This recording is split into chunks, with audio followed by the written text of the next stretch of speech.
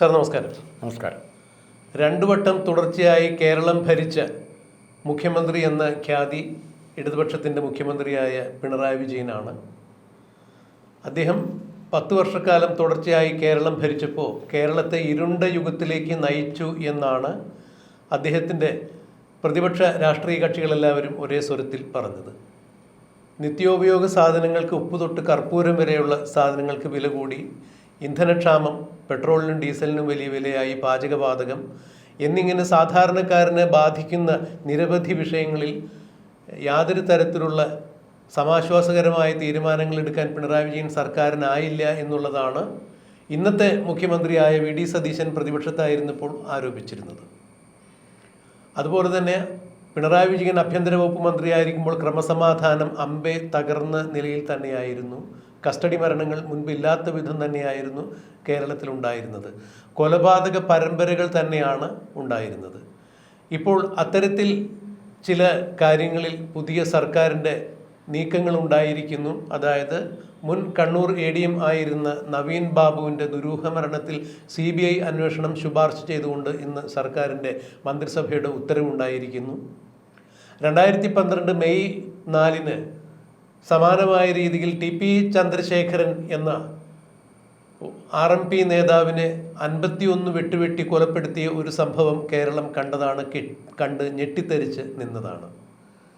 TP ചന്ദ്രശേഖരൻ്റെ വിധവയും RMPയുടെ MLAയുമായ KK Rama TP Chandrasekharan വധത്തിലെ പ്രതികൾക്കൊക്കെ ശിക്ഷ കിട്ടി എങ്കിലും യഥാർത്ഥ പ്രതികൾ ഇപ്പോഴും നിയമത്തിന് പുറത്താണ്. അവർ സമൂഹത്തിൽ വിലസി നടക്കുന്നു. പലരും സമൂഹത്തിലെ ഉന്നതരാണ്. ഭരണസാരഥ്യം നയിച്ച ഉന്നതമായ സ്ഥാനങ്ങളിൽ, ഉന്നതമായ കസേരകളിൽ ഇരുന്നവരാണ്. അങ്ങനെ വാണരുന്ന ആളുകൾ ഇപ്പോഴും പുറത്തു നടക്കുന്നു. അതുകൊണ്ട് TP ചന്ദ്രശേഖരൻ വധത്തിലെ ഗൂഢാലോചനയും CBI അന്വേഷിക്കണം എന്നാവശ്യമായി KK രമ MLAയും വി.ഡി. സതീശനെ സമീപിച്ചിട്ടുണ്ട്. രമേശ് ചെന്നിത്തലയുമായി അവർ ഇതിൽ അനൗദ്യോഗികമായ ചർച്ചകൾ നടത്തി എന്നുള്ളതാണ് മനസ്സിലാക്കാൻ കഴിയുന്നത്. ഇതുപോലെ തന്നെയാണ് സ്വപ്ന സുരേഷ് എന്ന മുൻ കോൺസുലേറ്റ് ജീവനക്കാരി മുഖ്യമന്ത്രിയുടെ ഓഫീസ് കേന്ദ്രീകരിച്ച് സ്വർണ്ണക്കള്ളക്കടത്ത് നടന്നു എന്ന് പറയുന്നു. അതുപോലെ തന്നെ നയതന്ത്ര ബാഗേജ് വഴിയുള്ള ഈ സ്വർണ്ണക്കള്ളക്കടത്തിൽ ഉപരിയായി ലൈഫ് മിഷൻ കോഴക്കേസ്, അതായത് വിദേശ നാണയ വിനിമയ ചട്ട ലംഘനം നടത്തിക്കൊണ്ട് കോടിക്കണക്കിന് രൂപയാണ് റെഡ് ക്രസൻറ്റ് എന്ന വിദേശ ചാരിറ്റബിൾ സൊസൈറ്റിയിൽ നിന്നും ലൈഫ് മിഷൻ പദ്ധതികൾക്ക് വേണ്ടി കോടിക്കണക്കിന് രൂപ വാങ്ങിയത്. അങ്ങനെയുള്ള നിരവധി ആരോപണങ്ങളുമായി സ്വപ്ന സുരേഷും മുഖ്യമന്ത്രിക്കും കുടുംബത്തിനെതിരെ നിൽക്കുന്നു. CMRL നിന്നുള്ള മാസപ്പടി വിവാദത്തിൽ മുഖ്യമന്ത്രിയുടെ മകൾ വീണ വിജയൻ്റെ എക്സാലോജിക് എന്ന കമ്പനിയുമായി നടന്ന അനധികൃത ഇടപാടിൽ ED ഒരു വട്ടം ഏതാണ്ട് 8.5 മണിക്കൂർ നേരം പിണറായി വിജയൻ്റെ വീട് റെയ്ഡ് ചെയ്തു. വീണയുടെ 8.5 മണിക്കൂർ നേരം വീണയെ ചോദ്യം ചെയ്തതിലൂടെ വീണയുടെ മൊബൈൽ ഫോൺ അടക്കം, ബാങ്ക് സ്റ്റേറ്റ്മെൻറ്റ്സ് അടക്കം, ബാങ്ക് റെക്കോർഡ്സ് അടക്കം നിരവധി രേഖകൾ പിടിച്ചു കൊണ്ടുപോയിരിക്കുന്നു. വീണ ഏത് നിമിഷവും അറസ്റ്റിലായേക്കാം എന്നുള്ള അഭ്യൂഹങ്ങൾ പരക്കുന്നു. ഇവിടെ എനിക്ക് ചോദിക്കാനുള്ളത്, മുൻ മുഖ്യമന്ത്രിയായിരുന്ന ഇപ്പോഴത്തെ പ്രതിപക്ഷ നേതാവായ പിണറായി വിജയൻ തൻ്റെ കൂടി വോട്ട് കൊണ്ടാണ് പോളിറ്റ് ബ്യൂറോയിൽ പ്രതിപക്ഷ സ്ഥാനത്തേക്ക് അദ്ദേഹം വന്നത്. അദ്ദേഹത്തിനെതിരെ ഏതാണ്ട് 7 പേരോളം വോട്ട് എതിരെ രേഖപ്പെടുത്തി പോളിറ്റ് ബ്യൂറോയിൽ എന്നുള്ളതാണ് ഞാൻ മനസ്സിലാക്കുന്നത്. എന്നാൽ ഇത്രയും വലിയ ആരോപണങ്ങൾ പ്രതിപക്ഷ നേതാവിനെതിരെ നിൽക്കുമ്പോൾ CMRL നിന്നും കോഴ വാങ്ങിയ കേസ് PV എന്ന് CMRL ഡയറിയിൽ, കർത്തായ ഡയറിയിലുണ്ട്. PV എന്നും എഴുതിയിട്ടുണ്ട്, പിണറായി വിജയനും എന്ന് എഴുതിയിട്ടുണ്ട്. ലക്ഷക്കണക്കിന് രൂപയാണ് കൊടുത്തിരിക്കുന്നത് എന്നുള്ളത് എഴുതിയിട്ടുണ്ട്. അതുപോലെ മറ്റു പല രാഷ്ട്രീയക്കാർക്കും. പക്ഷേ മറ്റു പല രാഷ്ട്രീയക്കാരും അവരവരുടെ പേരുകൾ എഴുതി വച്ചിരുന്ന തുകകളും ആ സംഭാവനകളുമെല്ലാം അവർ സ്വീകരിച്ചു എന്ന് വെളിപ്പെടുത്തിയിട്ടുണ്ട്. പാർട്ടി ഫണ്ടിലേക്ക് വേണ്ടി വാങ്ങിയതാണ്, പല നേതാക്കളുടെ പേരിലും കർത്ത നൽകിയ പണം വാങ്ങിയിട്ടുണ്ട് എന്നവർ പറയുമ്പോൾ ആ PV ഞാനല്ല എന്ന് പറഞ്ഞൊഴിയുന്ന കാഴ്ചയാണ് പിണറായി വിജയനെ സംബന്ധിച്ചിടത്തോളം ഉണ്ടായത്. ഇതിലെല്ലാം ഉപരി ക്രൈമിൻ്റെ ചീഫ് എഡിറ്ററായ TP നന്ദകുമാർ കക്ഷിയായി സുപ്രീം കോടതിയിൽ കഴിഞ്ഞ ഒരു 38-39 പ്രാവശ്യത്തിലധികം മാറ്റിവെക്കപ്പെട്ട ലാവലിൻ കേസ്, ഇങ്ങനെ നിരവധി കേസുകളും വിവാദപരമായുള്ള പല പരാമർശങ്ങളും നിലവിൽ നിൽക്കുമ്പോൾ പിണറായി വിജയൻ എന്ന പ്രതിപക്ഷ നേതാവിന് ആ സ്ഥാനത്ത് തുടരാൻ ഇനി എത്ര കാലം സാധിക്കും? ഈ കേസുകളെല്ലാം തെളിയിക്കപ്പെടുകയാണെങ്കിൽ, പ്രത്യേകിച്ച് ED വീണ വിജയന് എതിരെ അന്വേഷിക്കുന്ന കേസുകളിൽ ശക്തമായ തെളിവുകളോടുകൂടി അവർ മുന്നോട്ട് പോകുന്നു. ഈ 9-ാം തീയതിക്ക് ശേഷം കൃത്യമായ ചില നീക്കങ്ങൾ ഉണ്ടാകും, അതൊരു പക്ഷേ വീണ വിജയൻ്റെ അറസ്റ്റിലേക്ക് കലാശിക്കും എന്നൊക്കെയാണ് നിയമവൃത്തങ്ങൾ ചൂണ്ടിക്കാണിക്കുന്നത്. അങ്ങനെ ഒന്ന് സംഭവിച്ചു കഴിയുകയാണെങ്കിൽ തീർച്ചയായും CPM ഉള്ളിലും പോളിറ്റ് ബ്യൂറോയ്ക്ക് മുമ്പിലും എല്ലാം പിണറായി വിജയൻ പ്രതിപക്ഷ നേതാവ് എന്ന രീതിയിലും മുൻ മുഖ്യമന്ത്രി എന്ന രീതിയിലും അദ്ദേഹം കൃത്യമായി തന്നെ ഇതിനെല്ലാം വിശദീകരണം നൽകേണ്ടതായി വരും. ഒരുപക്ഷെ അദ്ദേഹത്തിൻ്റെ വിശദീകരണം കൊണ്ട് തൃപ്തികരമല്ലാത്ത രീതിയിൽ ആണ് കാര്യങ്ങൾ നീങ്ങുന്നതെങ്കിൽ പ്രതിപക്ഷ നേതൃസ്ഥാനം വരെ അദ്ദേഹത്തിന് നഷ്ടമായേക്കാം. അപ്പോൾ സകല പ്രതാപങ്ങളും നഷ്ടമിട്ട് CPM കഴിയുന്ന പിണറായി വിജയനെ സംബന്ധിച്ചിടത്തോളം എന്തായിരിക്കും അദ്ദേഹത്തിൻ്റെ രാഷ്ട്രീയ ഭാവി എന്നുള്ളതാണ്. എന്തായാലും ഇത്തരം കേസുകളിൽ അന്വേഷണം നടക്കുന്നു, അന്വേഷണത്തിനുള്ള നടപടികൾ പൂർത്തിയാവുന്നു എന്നൊക്കെ പറയുമ്പോൾ തീർച്ചയായും ഏതെങ്കിലും ഒന്നോ രണ്ടോ കേസുകളിൽ കൃത്യമായ നടപടി ഉണ്ടാവുകയാണെങ്കിൽ പിണറായി വിജയൻ എന്ന രാഷ്ട്രീയ നേതാവിനെ സംബന്ധിച്ചിടത്തോളം അത് വലിയ പ്രതിസന്ധി തന്നെയായിരിക്കും. ഒരു മാധ്യമ പ്രവർത്തകൻ എന്ന രീതിയിൽ, ഒരു മുതിർന്ന രാഷ്ട്രീയ നിരീക്ഷകൻ എന്ന രീതിയിൽ രാജ്മോഹൻ സാർ ഇതിനെ എങ്ങനെയാണ് വിലയിരുത്തുന്നത്? പ്രദീപ്, താങ്കൾ CPM അല്ലെങ്കിൽ CPM മന്ത്രിമാർക്ക്, നേതാക്കന്മാർക്ക് എതിരായി വരാവുന്ന അന്വേഷണങ്ങളെക്കുറിച്ച് അല്ലെങ്കിൽ ഗൗരവമുള്ള അന്വേഷണങ്ങളെക്കുറിച്ച് CBI അന്വേഷണം വരെ താങ്കൾ പറഞ്ഞു വരുത്തി. ചില കേസുകളിൽ ഇപ്പോൾ PPDBയുടെ കേസ് തന്നെ പറഞ്ഞു, CBI മറികടന്ന് റോയിലേക്ക് പോകേണ്ടി വരും. കാരണം അവരെപ്പറ്റി വരുന്ന വാർത്ത, ഇവർ ജില്ലാ പഞ്ചായത്ത് മെമ്പറായിരുന്ന സമയത്ത്, പ്രസിഡൻ്റായിരുന്ന സമയത്ത് 21 പ്രാവശ്യം വിദേശ പര്യടനം നടത്തിയെന്നാണ് പറയുന്നത്. ആ വിദേശ പര്യടനം നടത്തിയ സർക്കാർ ചെലവിലല്ല താനും. ആരാണ് അവരെ സ്പോൺസർ ചെയ്തത്? അവിടെയും പിണറായി വിജയൻ്റെ പേര് കയറി വരുമെന്ന് പേടിയുണ്ടെന്നാണ് പറയുന്നത്, മുഖ്യമന്ത്രിയുടെ ഓഫീസിൽ പേര്. ഇടപെടലുകൾ ഉണ്ടായിട്ടുണ്ട്. അപ്പോൾ ഈ CBI അന്വേഷണം മാത്രമല്ല, അത് കഴിഞ്ഞത് റോയിലേക്കും ചിലപ്പോൾ പോയേക്കാം. ഇനി അതായത് രാജ്യദ്രോഹ കുറ്റങ്ങൾ അന്വേഷിക്കുന്ന ആ ഒരു വിഭാഗം വിദേശമായിട്ടുള്ള ബന്ധങ്ങളെക്കുറിച്ച് കാര്യമായിട്ട് അന്വേഷിക്കേണ്ടി വരും. അപ്പോൾ പിണറായി വിജയനെ പറ്റിയ കുഴപ്പം, ഈ നമ്മൾ കല്യാണരാമൻ സിനിമയ്ക്കകത്ത് നല്ലൊരു പാട്ടുണ്ട്, കേട്ടിരിക്കാൻ രസമുള്ള പാട്ട്. 1-ാം മല കയറി പോകേണ്ടേ, അവിടുന്ന് അങ്ങോട്ട് ചാടേണ്ടേ, 2-ാം മല കയറി പോകേണ്ടേ, അവിടുന്ന് അങ്ങോട്ട് ചാടേണ്ടേ, അവിടെ നിന്ന് തലയും കുത്തി ചാടേണ്ടേ, 3-ാം മല കയറി അവിടുന്ന് ചാടുന്നതിന് മുമ്പ് കേരളത്തിലെ ജനങ്ങൾ അടുത്ത 4-ാം മല 5-ാം മല ചിന്തിക്കാൻ പോലും അവസരം കിട്ടാതെ ചവിട്ടി താഴോട്ടിട്ടു. താടുകല ചെയ്ത് ചവിട്ടി താഴോട്ടിട്ടു. ആ പരിക്കിൽ നിന്നും പിണറായി വിജയൻ ഇതുവരെ മോചനം കിട്ടിയിട്ടില്ല. ആ പരിക്കിൽ നിന്നും തൽക്കാലം ഒരു ആൻറ്റിസെപ്റ്റിക് പോലെ അല്ലെങ്കിൽ ബാൻഡേഡ് പോലെ കിട്ടിയതാണ് ഈ പ്രതിപക്ഷ നേതൃസ്ഥാനം. അതും പിടിച്ചുകൊണ്ട് തൽക്കാലം പോലീസിൻ്റെ മുമ്പിൽ കൂടെ പോലീസ് ഗൺമാനെയൊക്കെ വെച്ചിട്ട് നടക്കാം. പ്രതിപക്ഷ നേതാവ് മന്ത്രിയാണ്. അപ്പോൾ ആ സൗകര്യങ്ങൾ ഉപയോഗിച്ച് ഈ മനുഷ്യൻ വീണ്ടും എങ്ങനെയെങ്കിലും ഏതെങ്കിലും ഒരു പഴുതുണ്ടോ രക്ഷപ്പെടാൻ കൊണ്ട് നടക്കുകയാണ്. അപ്പോൾ ഈ കാണിക്കുന്നത് ഏതെങ്കിലും സമയത്ത് പിടിക്കപ്പെടും, എല്ലാ കാലത്തും രക്ഷപ്പെടാൻ പറ്റില്ല. താങ്കൾ വളരെ ആവേശത്തോടെ പറഞ്ഞു, നമ്മുടെ സ്വരാജിൻ്റെ ഭാഷയിൽ ആസ്ഥാന വിധവ TP രമയുടെ കേസ് പറഞ്ഞു. 52 KK രമയുടെ TP ചന്ദ്രശേഖരൻ്റെ വിധവയായ അല്ലെ രക്തസാക്ഷിയായ TP ചന്ദ്രശേഖരൻ്റെ, CPM ഭാഷയിൽ രണ്ടും പറയാം. ആ രമയെക്കുറിച്ച് ആസ്ഥാന വിധവയെന്നും പറയാം, ചന്ദ്രശേഖരനെ കുറിച്ച് കുളംകുത്തി എന്നും പറയാം. മരണത്തിൽ പോലും അദ്ദേഹത്തിന് നീതി കൊടുക്കാത്ത ഒരു മൃഗീയമായ സമീപനം കേസ്. ഇതും നാളെ CBI അന്വേഷിക്കേണ്ട പരിധി വരികയില്ലേ? ഇത് നമ്മൾ അത്ഭുതകരമായി ഈ കേസ് വളരെ സജീവമായിട്ട് അന്വേഷിച്ചുകൊണ്ടിരുന്നതാണ്. അത് ഇപ്പോഴത്തെ സ്പീക്കർ തന്നെയായിരുന്ന ആഭ്യന്തരമന്ത്രി തിരുവഞ്ചൂർ ആഭ്യന്തരമന്ത്രി പ്രധാനപ്പെട്ട പ്രതികളെല്ലാം പിടിക്കുകയില്ല എന്നുള്ള മുഴക്കോഴി മല്ലയുടെ മുകളിൽ ചെന്ന് ഒളിച്ചു ചെന്ന് പിടിക്കാൻ വരെ പോലീസുകാർക്ക് കഴിയുന്ന ലാവണം എന്നറിയപ്പെടുന്ന സ്ഥലത്ത് അവിടെ പക്ഷേ വളരെ സഡൻ ബ്രേക്ക് ഇട്ട പോലെ പിന്നീട് തുടർന്ന് അങ്ങോട്ടുള്ള അന്വേഷണം അവിടെ നിൽക്കുകയാണ് ചെയ്യുന്നത്. അതെന്തുകൊണ്ടാണെന്ന് നമുക്കറിയത്തില്ല. അത് നമ്മുടെ സെക്രട്ടേറിയറ്റ് ഉപരോധവുമായി ബന്ധപ്പെട്ട് ചില നീക്കുപോക്കുകൾ നടന്നു, രാപ്പകൽ സമരം നടന്നത് പെട്ടെന്ന് ഒത്തുതീർപ്പായത് എങ്ങനെയെന്ന് CPMൻ്റെ പ്രമുഖ നേതാക്കന്മാർക്കും അണികൾക്കും അറിയില്ല. പക്ഷേ അവിടെ അണിയറയിൽ ചെറിയാൻ ഫിലിപ്പ് ഉൾപ്പെടെയുള്ള ചില ആളുകളുടെ മധ്യസ്ഥതയിൽ ചേർന്ന ചില തീരുമാനങ്ങളെ തുടർന്ന് ഈ TP ചന്ദ്രശേഖരൻ വധം അന്വേഷണം പിന്നീട് മുന്നോട്ട് പോകുന്നില്ല.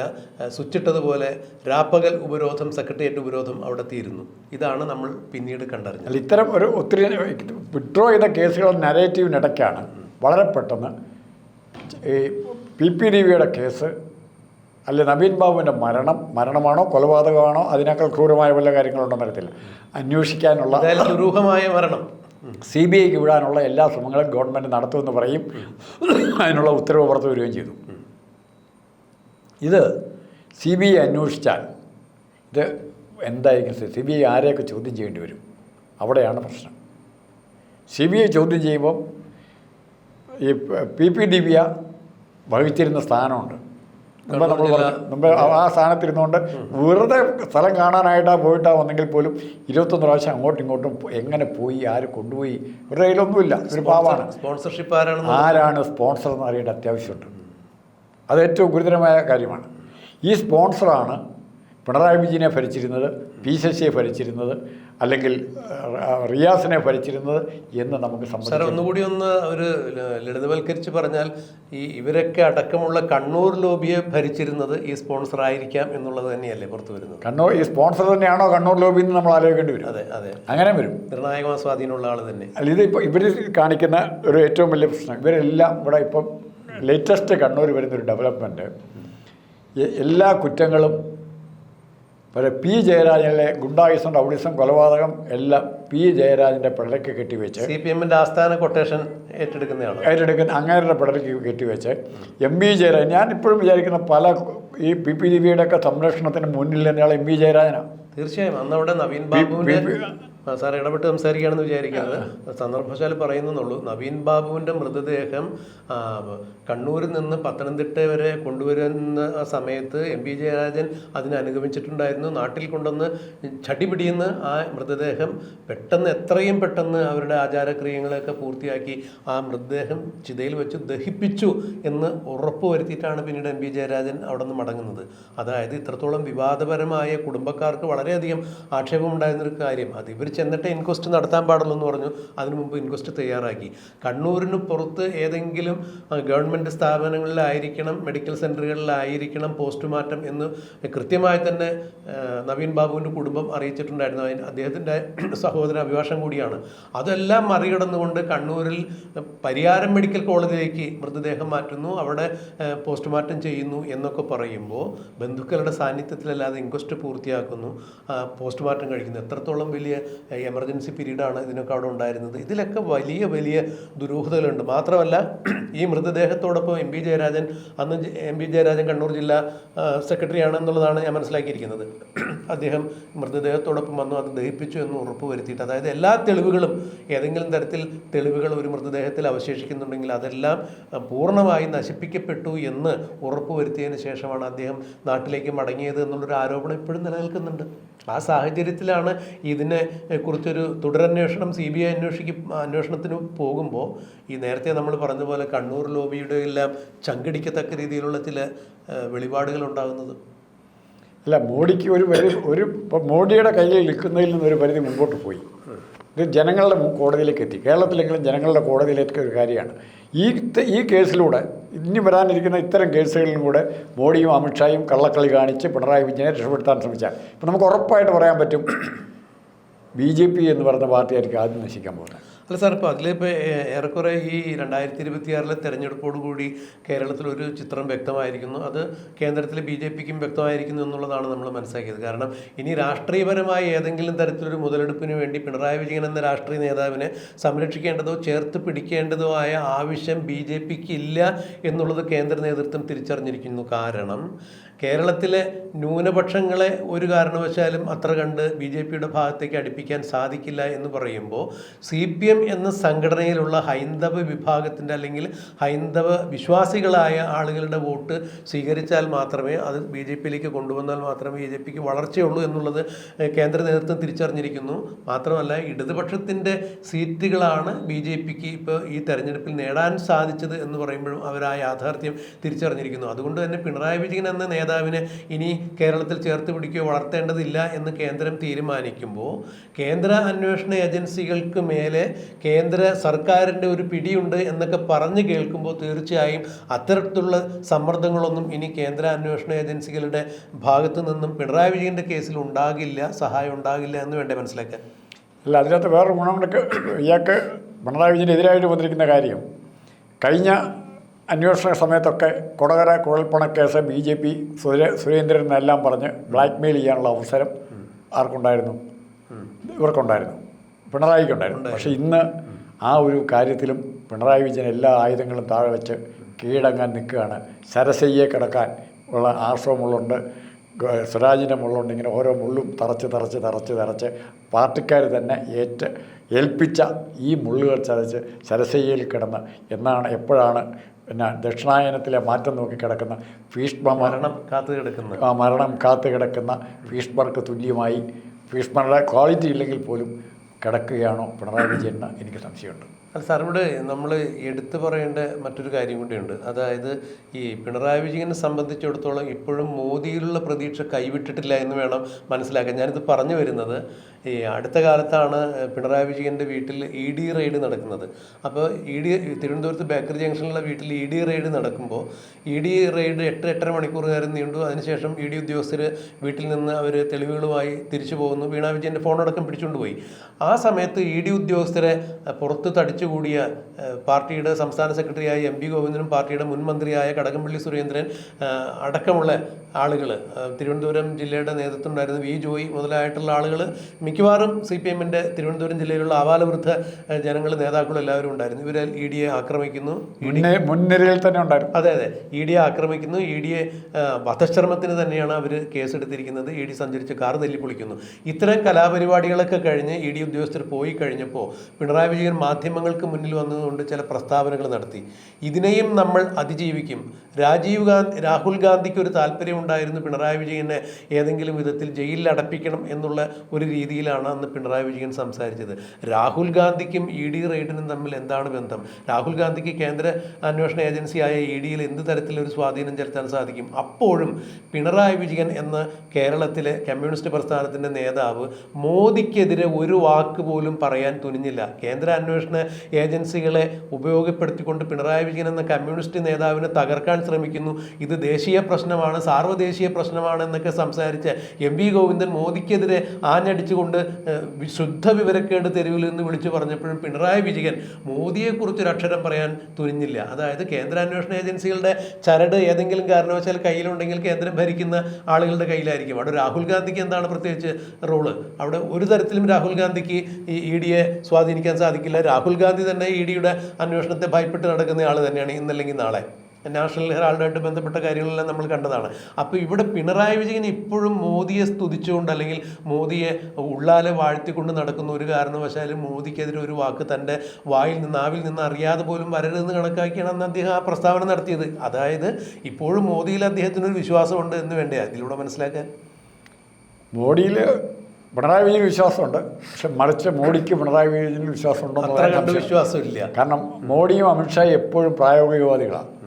എവിടെ ഇന്നലെ വരെ എത്ര ശത്രുവാന്ന് പറഞ്ഞാലും നാളെ മോഡിയായിട്ട് കോംപ്രമൈസ് ചെയ്ത പ്രശ്നമില്ല. മഹാരാഷ്ട്ര നമ്മൾ കണ്ടു, പല സ്റ്റേറ്റുകളിലും കണ്ടു. രാഷ്ട്രീയപരമായ ലാഭം ഉണ്ടാക്കാൻ തമിഴ്നാട്ടിൽ DMK കൂടെ നിർത്താൻ നോക്കുകയാണ്. അപ്പോൾ നാളെ CPM എന്തുകൊണ്ട് ആയിക്കൂടാന്ന് മോഡിയുടെ പാർട്ണറായിട്ട് ഇന്ത്യ മുന്നണിയുടെ ഭാഗമായ സ്റ്റാലിനെ തള്ളിക്കൊണ്ട് തന്നെയാണ് അവിടെ വിജയുടെ സത്യപ്രതിജ്ഞ ചടങ്ങിൽ രാഹുൽ ഗാന്ധി എത്തിയത്. അവിടെയാണ് BJPക്ക് രാഷ്ട്രീയം എന്ന് പറയുന്നത് അധികാരം പിടിക്കുക എന്നുള്ള രാഷ്ട്രീയം. കാരണം അവർക്ക് ഒരു നല്ല പ്ലാറ്റ്ഫോമുണ്ട്. ഇപ്പോൾ കേന്ദ്ര ഭരണം കിട്ടിയിട്ടുണ്ട്. ആ പ്ലാറ്റ്ഫോമിൽ നിന്ന് കിട്ടിയോണ്ട് ആരെങ്കിലും പെടലൊക്കെ പിടിച്ചോ അടി കൊടുത്തോ അല്ലെങ്കിൽ മുട്ടായി മേടിച്ചു കൊടുക്കാമെന്ന് പറഞ്ഞോ വശീകരിച്ച് ഉള്ള രാഷ്ട്രീയം നടത്താൻ ഇപ്പോൾ അവർക്ക് കേപ്പബിളാണ്. പണ്ട് കോൺഗ്രസ് ചെയ്തിരുന്നതാണ് പോട്ടെ. എന്നാൽ പോലും ആ രാഷ്ട്രീയത്തിന് ഇന്ന് വേണമെങ്കിൽ കേരളത്തിൽ കോൺഗ്രസിനെ അടിക്കാൻ ഒരു വടിയേ ഉള്ളൂ. അത് BJPയുടെ വടി അല്ല, CPM-ൻ്റെ വടിയാണ്. ഇപ്പോൾ ആ CPM-ൻ്റെ വടി കയ്യിലിരിക്കുന്നത് പിണറായിയുടെ കയ്യിലാണ്. ആ വടി പിണറായിയുടെ കയ്യിൽ നിന്ന് പിടിച്ചു മാറ്റി മോഡിക്ക് ഇഷ്ടമുള്ള അതിനേക്കാൾ ഇഷ്ടമുള്ള അടുത്ത ആൾ ഒന്ന് ആലോചിച്ച് നോക്കണം. ശിവൻകുട്ടിയാണ് ആ സമരത്തിലുള്ളത്. ശിവൻകുട്ടിയും കേന്ദ്ര ലീഡർഷിപ്പുമായിട്ടുള്ള ബന്ധം എന്ന് പറഞ്ഞാൽ PM ശ്രീ പദ്ധതിയിൽ ഒപ്പിട്ട ആളാണ് ശിവൻകുട്ടി. അപ്പോൾ ശിവൻകുട്ടിക്ക് മുന്നറിയിപ്പ് കൊടുത്ത് ശിവൻകുട്ടിക്കൊന്നും വരരുത് എന്നുള്ള ഇൻസ്ട്രക്ഷനോട് കൂടി തന്നെ ആയിരിക്കണം ED തിരുവനന്തപുരത്ത് റെയ്ഡിന് വന്നത്. സാർ ഒന്നുകൂടി ഞാനൊന്ന് ഇടപെട്ട് സംസാരിച്ചോട്ടെ. ഇപ്പോൾ മുൻ മന്ത്രി ശിവൻകുട്ടിയുടെ കാര്യം പറഞ്ഞതിൻ്റെ പേരിലാണ്. ഒരിക്കൽ ഗവർണറുടെ വീട്ടിൽ നടന്ന ഒരു ഔദ്യോഗിക വസതിയിൽ നടന്ന ഒരു ചടങ്ങിൽ സംബന്ധിക്കാൻ ശിവൻകുട്ടി ചെല്ലുമ്പോൾ അവിടെ വേദിയിൽ ഭാരതാംബയുടെ ചിത്രം വെച്ചിരുന്നതിൻ്റെ പേരിൽ അതിൽ സംബന്ധിക്കാതെ പുഷ്പാർച്ചന ചെയ്യാതെ മടങ്ങിപ്പോകുന്ന ആളാണ്. പിന്നീട് അതിനെക്കുറിച്ച് പ്രസ്താവന നടത്തിയ ആളാണ് ശിവൻകുട്ടി. ആ ശിവൻകുട്ടിയാണ് കേരളത്തിലെ വിദ്യാഭ്യാസ സ്ഥാപനങ്ങളെ കാവ്യവൽക്കരിക്കാൻ വേണ്ടി മോദിയുടെ PM ശ്രീ പദ്ധതി വരുന്നു അതിന് നഖശിഖാന്തം എതിർത്തിരുന്ന ഇടതുപക്ഷത്തിൻ്റെ മന്ത്രി കൂടിയാണ്. അതായത് ഭാരതാംബയുടെ ചിത്രം ബന്ധിക്കുവാനോ അതിൽ പുഷ്പാർച്ചന ചെയ്യാനോ സാധിക്കില്ല എന്ന് പരസ്യമായി വെളിപ്പെടുത്തിയ കേരളത്തിൻ്റെ വിദ്യാഭ്യാസ വകുപ്പ് മന്ത്രി കേരളത്തിലെ സ്കൂളുകളെ കാവ്യവൽക്കരിക്കാൻ ഒരു കാരണവശാലും സമ്മതിക്കില്ല. BJPയുടെ അല്ലെങ്കിൽ മോദിയുടെ കാവ്യവൽക്കരണത്തിന് കേരളത്തിലെ സ്കൂളുകളെ വിട്ടുകൊടുക്കില്ല എന്ന് പറഞ്ഞ വിദ്യാഭ്യാസ വകുപ്പ് മന്ത്രി രായ്ക്ക് രായ്മാനം പോയി PM ശ്രീ പദ്ധതിയിൽ ഒപ്പുവെക്കുകയുണ്ടായി. അപ്പോൾ ഇവിടെ ഇവർ പറയുന്നതെല്ലാം ഒന്ന്, പ്രവർത്തിക്കുന്നത് മറ്റൊന്ന് എന്നുള്ളത് ജനത്തിന് ഏറെക്കുറെ വ്യക്തമായിട്ടുണ്ട്. അതിലിപ്പോൾ അതിൽ CPI എന്ന ഘടകകക്ഷി തന്നെ, ഇടതുമുന്നണിയിലെ ഘടകകക്ഷി തന്നെ അതിനെതിരെ രംഗത്ത് വന്നു. അവരുടെ ഒറ്റ ഇടലിൻ്റെ പേരിൽ തന്നെ, അവരിടഞ്ഞതിൻ്റെ പേരിൽ തന്നെയാണ് ആ പദ്ധതി അവർക്ക് പിന്മാറേണ്ടി വന്നത്. അപ്പോൾ അങ്ങനെ ഒരു യാഥാർത്ഥ്യം നിലനിൽക്കുമ്പോൾ പോലും മോദിയെക്കുറിച്ച് യാതൊരു തരത്തിലും മോശമായി പറയാതിരിക്കാൻ വേണ്ടി പിണറായി വിജയൻ ശ്രദ്ധിക്കുന്നു. പക്ഷേ ഇതൊക്കെ ആണെങ്കിൽ പോലും ഇനി മോദിയുടെ ഭാഗത്ത് നിന്ന് ഏതെങ്കിലും തരത്തിൽ രാഷ്ട്രീയമായൊരു സംരക്ഷണം പിണറായി വിജയൻ കിട്ടാനുള്ള സാധ്യത കുറവാണ്. തന്നെയല്ല, ഇപ്പോൾ CPM ഇടതുപക്ഷത്തിൻ്റെ സീറ്റുകളാണ് BJPക്ക് കിട്ടിയിരിക്കുന്ന സീറ്റ് എന്നുള്ളത് എടുത്ത് പറയും. ഒരു CPIയുടെ സീറ്റും ബാക്കി രണ്ടും CPMൻ്റെ സീറ്റും അവർ തന്നെയായിരുന്നു അവിടെ. അപ്പോൾ BJPക്ക് വളക്കൂറുണ്ടാക്കണമെങ്കിൽ CPMൻ്റെ വോട്ടുകൾ ചോർന്ന് കിട്ടിയാൽ അത് കൂടുതൽ ഗുണകരമാകും എന്ന് അമിത്ഷായും നരേന്ദ്രമോദിയും തിരിച്ചറിഞ്ഞിരിക്കുന്ന സാഹചര്യത്തിൽ കേരളത്തിലെ എല്ലാ മണ്ഡലങ്ങളിലും താമര വിരിയിക്കാനുള്ള ആ നെട്ടോട്ടത്തിൽ അല്ലെങ്കിൽ ആ പ്രയത്നത്തിൽ, ആ പ്രയാണത്തിൽ പിണറായി വിജയനെ കൂടെ കൂട്ടാൻ ഇനി അവരൊരിക്കലും തയ്യാറാകില്ല. അപ്പോൾ എല്ലാ അർത്ഥത്തിലും പിണറായി വിജയൻ പാർട്ടിയിലും ഭരണസ്ഥിരാ കേന്ദ്രങ്ങളിലും എല്ലാം ഒറ്റപ്പെട്ട്, അഡ്വക്കേറ്റ് ജയശങ്കറിൻ്റെ ഭാഷയിൽ പറഞ്ഞാൽ ഒറ്റമരത്തിൽ കുരങ്ങിരിക്കുന്നത് പോലെ ഇരിക്കുന്ന ഒരു അവസ്ഥയിലേക്ക് കാര്യങ്ങൾ മാറുമ്പോൾ ഇവിടെ CPMനെ സംബന്ധിച്ചിടത്തോളം വലിയ പ്രതിസന്ധിയായിട്ട് വരും. കാരണം മകളുടെ പേരിലും അച്ഛൻ്റെ പേരിലും എല്ലാം അഴിമതി ആരോപണങ്ങൾ നേരിടുന്ന ഒരു പാർട്ടി നേതാവിനെ ഇനി പോളിറ്റ് ബ്യൂറോയിലോ അല്ലെങ്കിൽ പ്രതിപക്ഷ സ്ഥാനത്ത് നിലനിർത്തിക്കൊണ്ടു പോകാൻ അവരെ സംബന്ധിച്ചിടത്തോളം താല്പര്യമുണ്ടാവില്ല. അല്ലെങ്കിൽ തന്നെ 3 വർഷം കൂടുമ്പോൾ കമ്മ്യൂണിസ്റ്റ് പാർട്ടിയുടെ സംസ്ഥാന സെക്രട്ടേറിയറ്റ് സംസ്ഥാന സമ്മേളനം നടക്കുമ്പോൾ അതിൽ വലിയ അഴിച്ചുപണികളും മാറ്റങ്ങളും ഒക്കെ വരാറുണ്ട്. അങ്ങനെയെങ്കിൽ പിണറായി വിജയന് ഏറിപ്പോയ 3 വർഷം, അതിനുള്ളിൽ തന്നെ ലാവ്ലിൻ കേസ് അടക്കമുള്ള കേസുകളിൽ ഈ അന്വേഷണം വരികയും അല്ല എന്നുണ്ടെങ്കിൽ ലാവ്ലിൻ കോടതിയിലിരിക്കുന്ന വിഷയമാണ്. ഈ നമ്മൾ പറഞ്ഞ ലൈഫ് മിഷൻ കേസിലും സ്വർണ്ണക്കള്ളക്കടത്ത് കേസിലും മകളുടെ ED കേസിലുമെല്ലാം കൃത്യമായ അന്വേഷണവും അതിലൊരു നീതിയുക്തമായ നിയമ നടപടികളും ഉണ്ടാവുകയാണെങ്കിൽ തീർച്ചയായും പിണറായി വിജയൻ ഒറ്റപ്പെടും. പാർട്ടി പിണറായി വിജയനെ തിരസ്കരിക്കാൻ തന്നെയാണ് സാധ്യത. അങ്ങനെയെങ്കിൽ CPMൻ്റെ പിന്നാമ്പുറങ്ങളിൽ പോലും പിണറായി വിജയന് സ്ഥാനം കൊടുക്കാനുള്ള സാധ്യത വളരെ കുറവാണ് എന്നാണ് എൻ്റെ ഒരു പരിമിതമായ രാഷ്ട്രീയ അവബോധം വെച്ച് എനിക്ക് പറയാൻ സാധിക്കും. ഞാൻ താങ്കളോട് അവസാനിക്കുന്നതിന് മുമ്പ് ഒരു ചെറിയ സാധ്യതയെക്കുറിച്ച് ചോദിച്ചു. പറയും. കേരളത്തിന് ഒരു വൈസ് പ്രസിഡന്റ് സ്ഥാനം കിട്ടാൻ വലിയ സാധ്യതയുണ്ടോ? അത് രാഷ്ട്രീയപരമായ നല്ലൊരു ചോദ്യമാണ്. ആ ചോദ്യത്തിന് ഈ ഒരു രാഷ്ട്രീയ സാഹചര്യത്തിൽ എങ്ങനെയാണ് ഉത്തരം പറയേണ്ടതെന്നുള്ളത് സത്യം പറഞ്ഞാൽ എനിക്കതിനെക്കുറിച്ച് അറിയില്ല. അങ്ങനെയും സംഭവിക്കാം. അപ്പോൾ എന്തായാലും അത് നമുക്ക് കണ്ടറിയാം, കാത്തിരിക്കാം.